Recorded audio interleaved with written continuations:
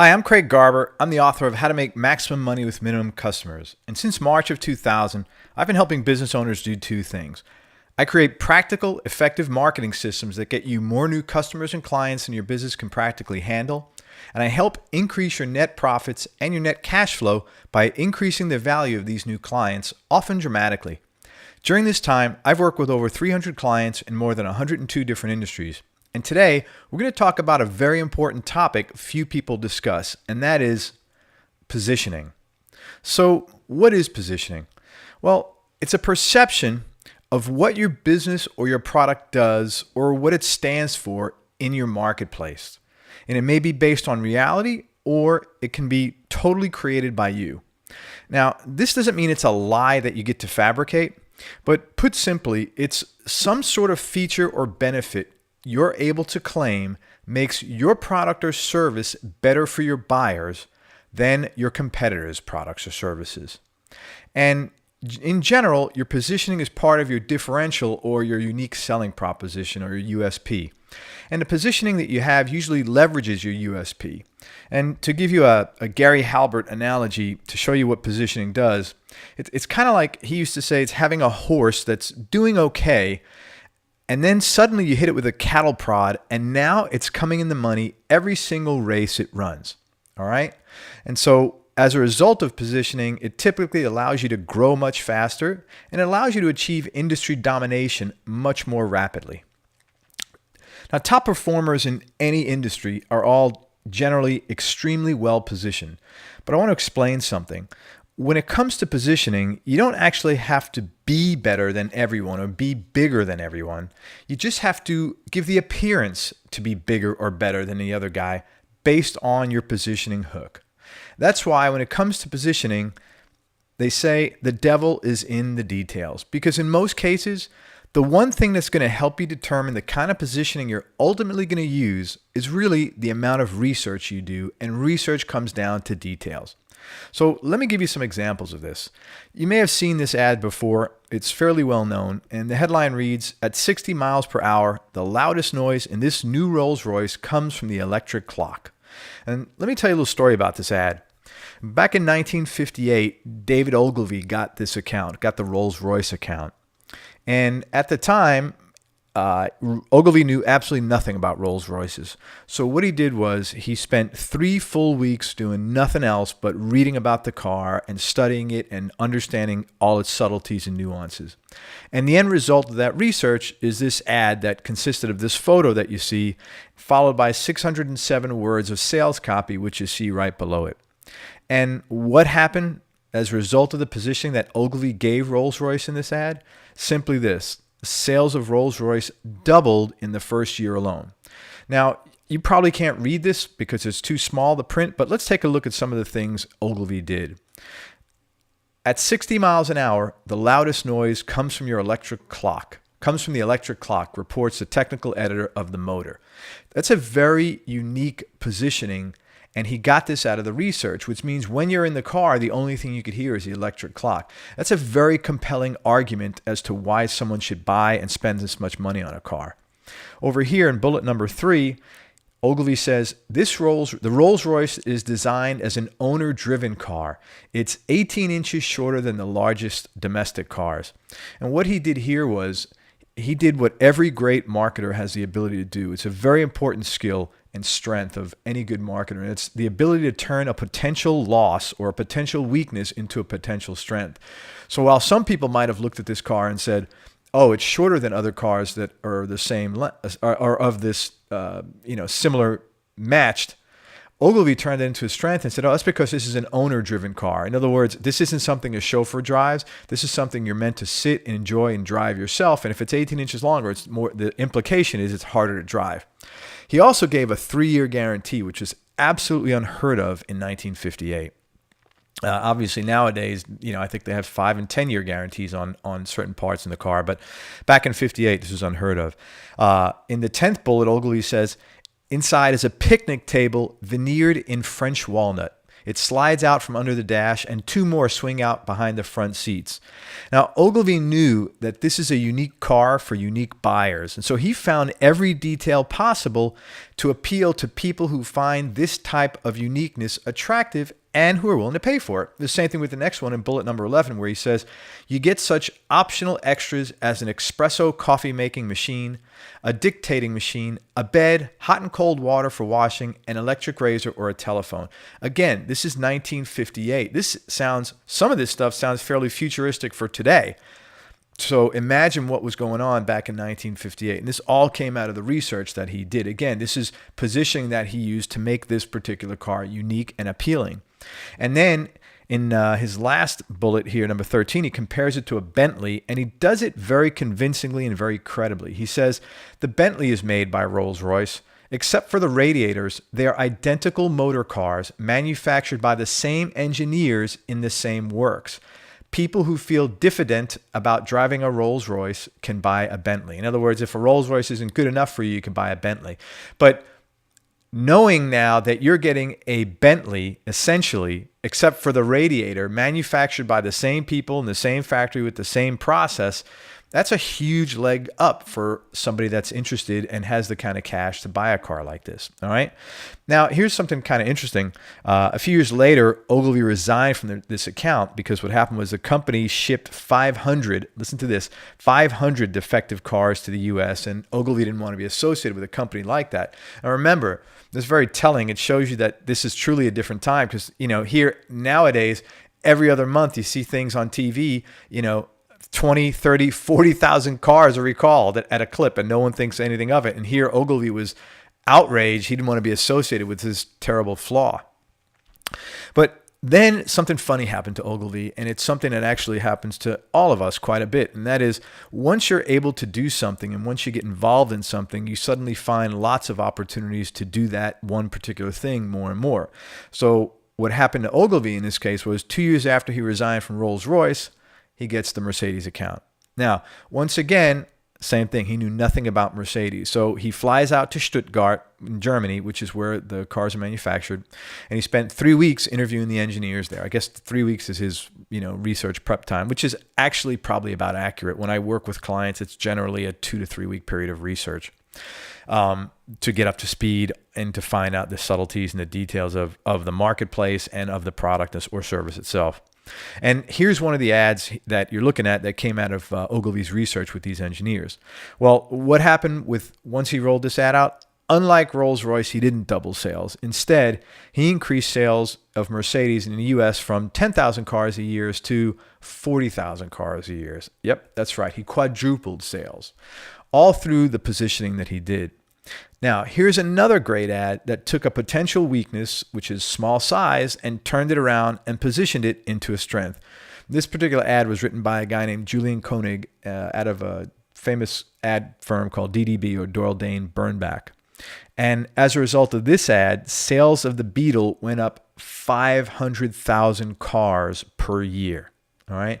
And I'll talk about some of the ad copy on the ad. It says something to the effect that, so many people are driving the VW now that no one's really impressed anymore with things like getting 32 miles to the gallon, or using 5 pints of oil instead of 5 quarts of oil, or never needing antifreeze.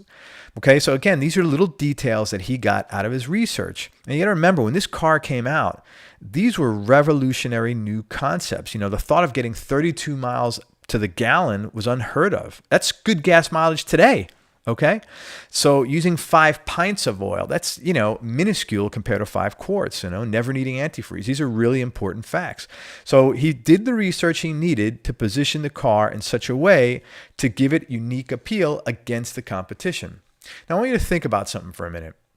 Why is it that some people drink Johnny Walker Blue or Balvenie, and other people drink Jim Beam or Old Granddad or Maker's Mark?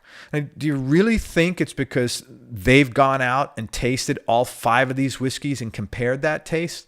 Now, sure, there are whiskey connoisseurs that people like whiskey. They probably have. But do you think most of the marketplace has done that? No, not at all. Not likely. Okay. The reality is, each one of these brands is positioned differently in the marketplace. And it's the appeal of this positioning that's what drives people to purchase one over the other.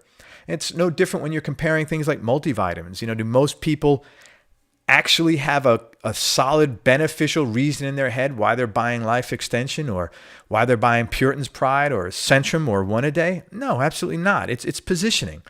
Now, here's an interesting thing you can do at home if you want to see this in action yourself. Give somebody a chocolate chip cookie out of a bag of Chips Ahoy, all right? And then give them this same cookie, warm it up, and tell them that it's freshly baked, homemade out of grandma's kitchen. And then ask them which one they like better. Now, you know as well as I do that they're going to think these two cookies taste very differently. And why is that? Because of the positioning of a packaged cookie is drastically different from the one homemade cookies that grandma makes in her own kitchen. All right. So let's talk a little bit about this positioning because I want to share an angle on it that's going to help you when you're trying to figure out how to position your business. Because a lot of times when I've worked with people, they get too up in their head and they overthink themselves. So this makes it very simple. This was a theory developed by an ad man named Joel Rafelson. And Rafelson said, in the past, just about every advertiser has assumed that in order to sell his goods, he has to convince consumers that his product is superior to his competitors. Now, listen to what he's saying. It's very important. Most people assume that you got to convince people that your product is superior to your competitors. This may not be necessary. It may be sufficient to convince customers that your product is positively good on its own. If the consumer feels certain your product is good and feels uncertain about your competitors, he'll buy yours. So what he's saying there is you don't necessarily have to convince everybody that your product is better than theirs. You just have to convince them that your product is positively good. And by default, because somebody else has not done that, therefore they feel more uncertain about your competitors and they'll buy yours. Now, that doesn't mean if they've done a good job, you don't have to do a good job. If someone's convinced the product that the marketplace, their product is positively good, you got to go make a run for it, and you better have a better mousetrap at that point. But this isn't always the case. And in fact, I can tell you from my personal experience, it's rarely the case. If you and your competitors all make excellent products, don't try to imply your product is better. Just say what's good about your product and do a clearer, more honest, more informative job of saying it. If this theory is right, sales will swing to the marketer who does the best job of creating confidence that his product is positively good.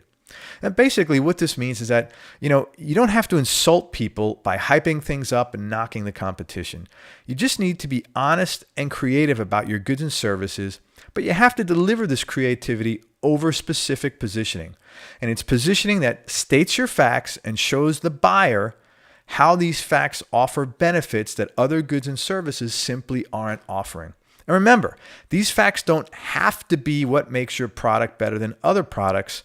They just have to be perceived as being what makes your product better. So now let's talk about what it's like when you're trying to position services as opposed to goods or products. There was a doctor right here. He's a surgeon. His name is Sir Hugh Rigby, and he was actually the surgeon to King George V.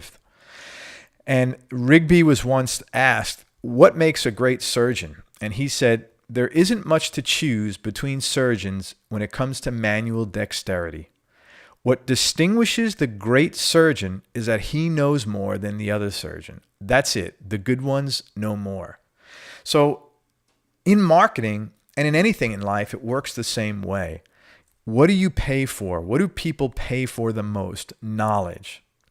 And the most successful marketers and the most successful advertisers, and therefore the most successful businesses and companies, they're the ones who know more.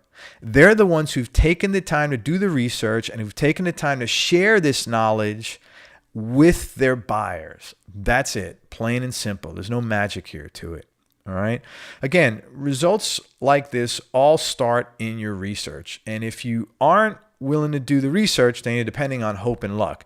And if you've been with me for any length of time, you already know, you've heard me say 1,000 times, hope and luck are very bad business strategies, and they're horrible marketing strategies. However, in your research, there's certain positioning triggers you need to look for. And once you find them, these positioning triggers are going to allow you to charge top dollar, eliminate your competition, and give your buyers rock solid reasons for being open to your messages and to buy your goods and services without any sales resistance. Okay? And here's some positioning rules I want you to remember. You write this down because it's disturbing if you don't pay attention to them. No positioning equals no control. And this is especially true when you're in the service business. All right. No control means the client calls all the shots. And when your client calls all the shots, you lose. There's really no upside to this at all. So let me ask you this. What weaknesses are you turning into strengths in the marketing of your business? What unheard of things are you doing in your business as compared to everyone else in the rest of your industry? And are you sharing them? How is your company positioned? Is it positioned in such a way that buyers can easily define why your goods and services are appealing? And are you charging more money for them? And are the reasons why you're charging more money readily apparent? And if not, why not? As I said earlier, I've worked with over 300 clients in more than 102 different industries since March of 2000. And it's been my observation that the reasons most people can't position themselves properly is because one of the biggest problems is most business owners can't get out of their own way. And I'm going to suggest to you that you need to start looking at your business differently and much more simply. Remember, business is nothing more than a three-legged stool. And these three legs are selling, which is just lead generation, marketing, which is creating your differential and having a USP, and distribution of products and services, which depends on your positioning. That means that for most business owners, there's only three reasons why you're not making the kind of money you want. You're either not positioning yourself properly, or you don't have a readily distinguishable differential that separates you from your competition, or you don't have an effective, predictable, and reliable system that attracts leads. The bottom line is positioning is critical to your business. And sure, you could sit here and say, well, Craig, these were big company examples you went over. And yes, of course they were. But if you own a small to medium-sized business, your company's positioning is even more important, simply because virtually all small to medium-sized businesses look identical to your customers. So positioning at this level isn't optional, it's mandatory if you want to succeed. Now, if you agree with this, then pay very close attention to what I'm about to tell you next. Because right now, we're looking to work with a handful of business owners over the next 3 to 5 months. And we're looking to work with these people in 3 areas only. And they are by far the most important things any business owner needs to focus on as it relates to your marketing. And it should come as no surprise what these 3 things are. It's the three-legged stool. It's selling, which is the process of lead generation, marketing, which is creating a differential or a unique selling proposition, and marketplace positioning. And we're looking at helping you create and implement a complete lead generation attraction process and an effective sales funnel to go with it, a marketplace dominating USP or differential, and optimal marketplace positioning based on your particular strengths or weaknesses versus what exists in your industry. Now, before you click on the button below to apply for this, there's some qualifications. So before you click that link, let me just tell you what they are.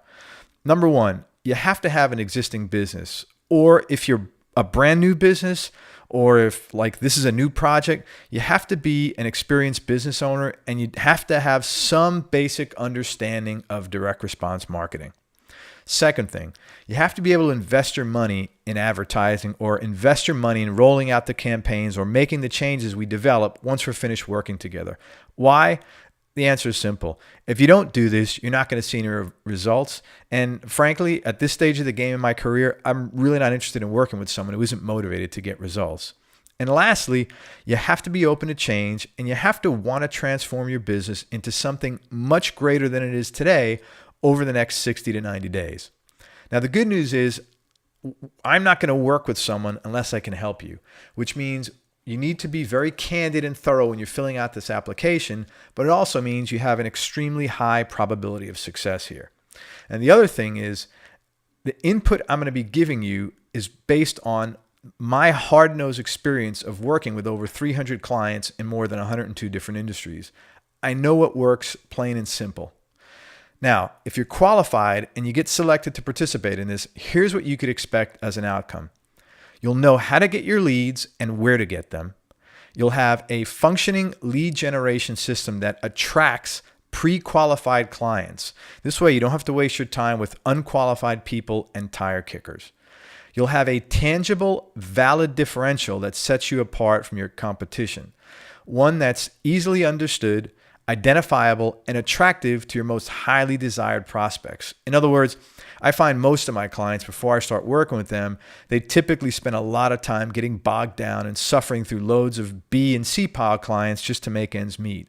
But once they're finished working with me, because they have these processes in place, they're able to focus instead on the A-list clients. In other words, those clients they want to work with most, and that's generally the ones that are most profitable and most fun to work with. You'll also have optimal marketplace dominating positioning that leverages your differentials and your USP even greater. And if you want to see this transformation occurring in your business and you want to be sitting here in 60 to 90 days with these outcomes to look forward to, then click on the link below to apply and see if your business qualifies. So if you're frustrated because you haven't fully maximized your potential and because you aren't creating maximum leverage in the 3 areas of positioning, creating a differential or USP, and attracting unlimited leads, then apply now and we'll take a look at where you are today in your business and whether or not this is a fit for you.